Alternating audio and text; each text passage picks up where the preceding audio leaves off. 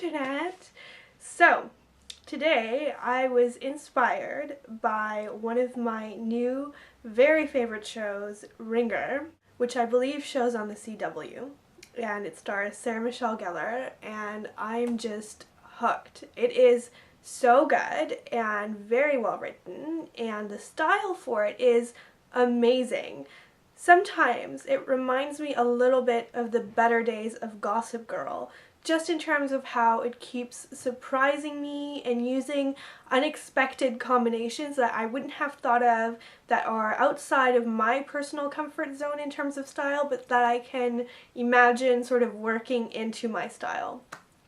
So Bridget's character is a really interesting one for style, and one of my favorite parts of the series, other than, you know, how amazing it is generally just to watch and enjoy, is how her style reflects like the fact that she is literally an outsider living someone else's life. So she's going into her sister's closet and using her pieces, but combining them in sort of unexpected ways. Sometimes you'll see her wear like a very fancy skirt and a sort of untucked shirt, and you can tell the pieces aren't really necessarily meant to be worn that way. The clothes are all very modern, more modern than I would dress probably. My style tends to be a little bit more classic, so this is a little bit of a fashion challenge for me. But I was just so, I don't know, in love and excited with the series that I wanted to give it a try. So this is my take on it. I absolutely love the makeup for the show. I have kind of pumped it up a little bit just because I wanted to do a metallic eye look. So this is sort of an amalgam of several looks that she wears, but it's not a perfect sort of dupe for it just because the makeup keeps changing and isn't necessarily even the focus of the show. But what I did today was to do a foiled metallic dramatic eye. So just before I go in and show you how I did all of that, I just want to talk a little bit about the style that Bridget wears and that I've kind of tried to recreate. So here's what I'm wearing. On my fingers, I'm wearing some jeweled rings that don't match. So this one has blue and green and this one has dark red, but they're all sort of jeweled, primary colored tones, well, sort of. And they're quite shimmery and very opulent looking. You know, the show takes place in the Upper East Side of Manhattan mostly, and so I wanted to keep it looking really opulent but still kind of edgy and earthy to a certain extent. For the shirt, I looked for something in my wardrobe that is quite modern, and I was looking for something asymmetrical because a lot of the clothes that she chooses are somehow asymmetrical or just kind of interesting in terms of how the lines of them work together. I don't actually own anything like that though, because like I said, it's kind of outside my style comfort zone. But I did have this. This is an exaggerated dolman sleeve shirt. It is a heathered gray, so I like how sort of not industrial but kind of casual the fabric is. It's a really nice soft jersey. And it sort of does look interesting in terms of the lines, because you have this really tight sleeve here and then it kind of goes out more than a regular dolman sleeve sweater would, and then there's a lot of draping here. You can see it's kind of a cowl neck, but it's sort of got some interesting seaming around the waist, so it makes it hang a little bit more dramatically than any other kind of cowl neck t-shirt would, I guess. And it's from BCBG. I got it at the BCBG outlet recently. So I really like that, and it's nice and basic and a good backdrop for the shimmery pieces. I wanted to kind of remind of the eye look a little bit, so I picked this bracelet, which is really interesting. It has some enamel work. It's sort of an antique. It was my grandma's, and it's got some semi-precious stones here. I think this is Tiger's Eye that it's called, you know, the brown one with all the striping, and I'm having a mind blank right now. I'm pretty sure that's what that is called. So I like that. It looks almost like a little museum piece. And then I wore a really sort of modern, different looking necklace. I wanted something that was not going to be matchy-matchy. I wanted the jewelry to look very sort of dramatic but kind of mismatched to a certain extent. So I picked this, and this necklace is really interesting. It's got some actually citrus, sort of almost very bright yellow stones in it, and because it's kind of dark, I don't think you can see the extent of how yellow they are, but they're quite yellow, and I really like the way it looks with the gray. Like I said, it's completely outside of my comfort zone to pair yellow with gray, but I love it. I love the way it looks. I'm gonna wear that again. And just to show you quickly, this necklace is really neat. I tried to pick some pieces that look quite sort of fashion-y, if you guys know what I mean. Not trendy, but just sort of interesting. So this is also my grandma's. It's vintage, but not as old as the bracelet, and it's from YSL. So it's really nicely made. It's very sort of luxurious looking, and if you flip the back, you guys know when you wear like a big necklace, sometimes it does flip. It has like little stones on the back and like flower detailing, which I think is just so gorgeous and neat. So I really like the way that sort of turned out together. So without further ado, let's get right into creating the eye and face look. So to get started, I'm going to go in with my Maybelline Color Tattoo Cream Eyeshadow, Bad to the Bronze. So it takes a little bit of warming up, I find, so I'm just kind of going, sort of swirling my finger around in it. And I just got some on there. You can see the color. Isn't that gorgeous? And I'm just going to put that all over my eyelid, up into the crease. Look at that catch light, you guys. It's like molten metal. So pretty.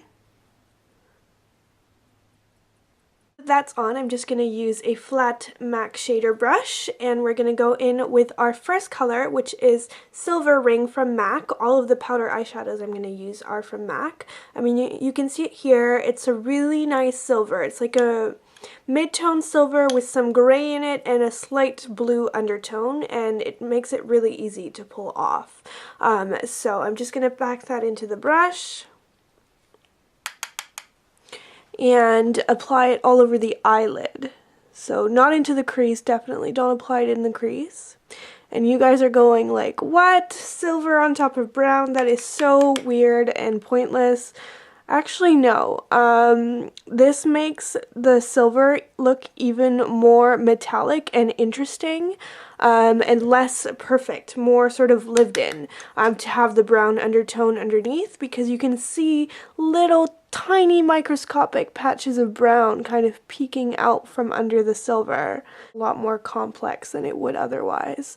I definitely know, because I've worn silver rings many times on its own and it looks nice, but it looks even better and more metallic with the brown underneath. So, alright, so don't pat too much of it on. You don't want to ruin that effect.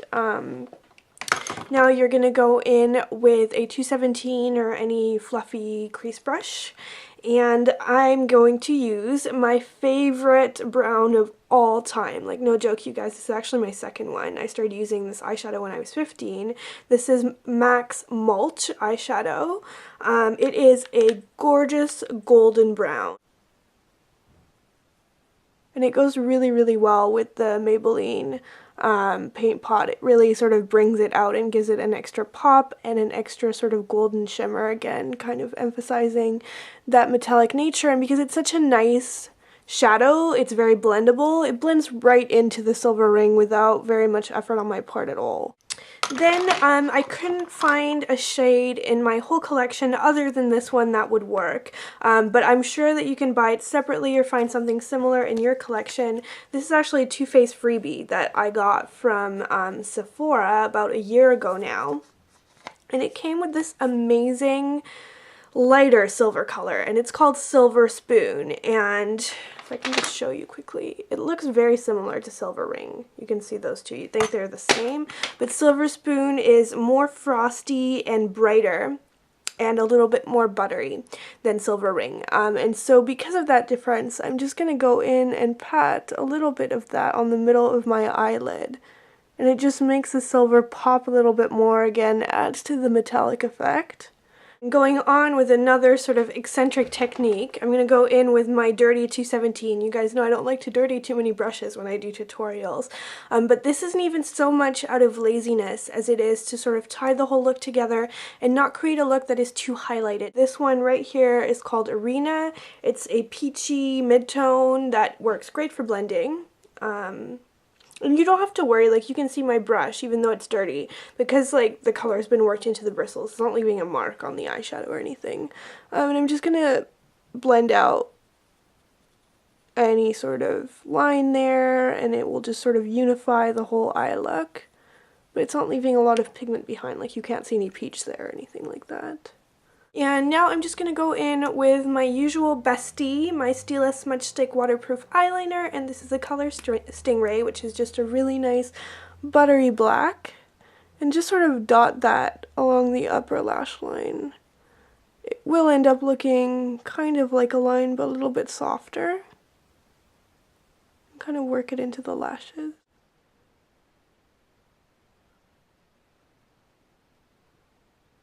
I'm just going to go back in with the pencil brush that we just used and a little bit of mulch just on the tip and just kind of smoke it out a little bit. I've kind of started to pull that in further into the inner eye corner, but not all the way. Sort of wraps around the eye. And then I'm going to go back with my Stila eyeliner and I'm going to line the waterline, but I'm only going to line the outer half, not the inner half.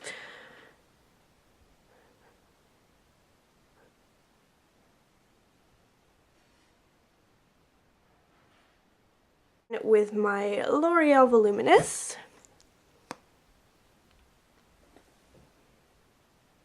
And literally cake that stuff on. When I'm doing this, I'm not even so much defining my lashes and even applying mascara as I am just applying product. See how I'm kind of just putting it all over the place?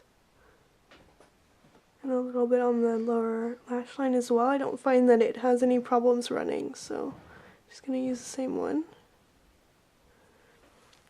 Alright, and now that my lashes look all clumpy, I'm going to go in with my Covergirl Lashblast. This is the Lashblast Fusion. I actually like the original Lashblast, oh my goodness, long day, better.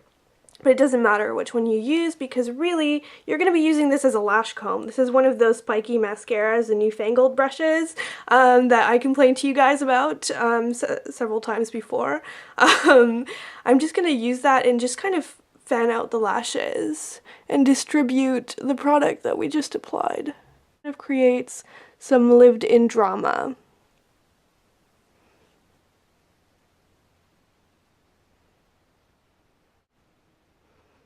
I love how shiny the eyeshadow looks. I think that's so pretty. I could look at it all day. For the face, I am just going to go in with a stippling brush. This is a Sigma and the number is rubbed off. Oh no, wait, it hasn't. It's SS187. And I'm going to go in with my Maybelline Dream Bouncy blush. I mean, you can see I kind of tried to play with it a little bit there. If you get the bouncy blushes, try and control yourself and like not play with them too much because like it kind of messes them up. Tap it in, actually not even work it in, just get a little bit of product on there. So I'm just going to apply it to the outside of my cheeks, and this color is quite light, and it has a little bit of glow to it, not too much. Mostly it will just deposit a little bit of rosy color, and don't do this because you want to keep it sort of angled looking.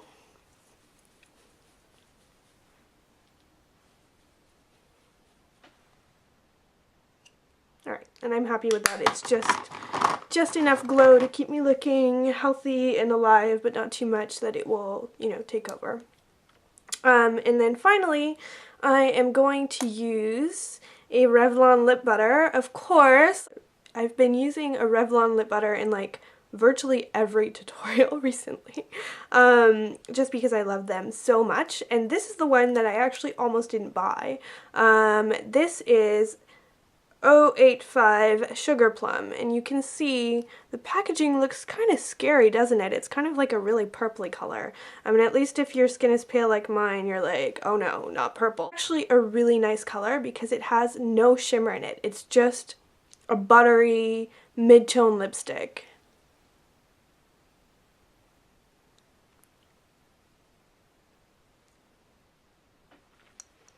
I just applied a little bit. You don't want too much color.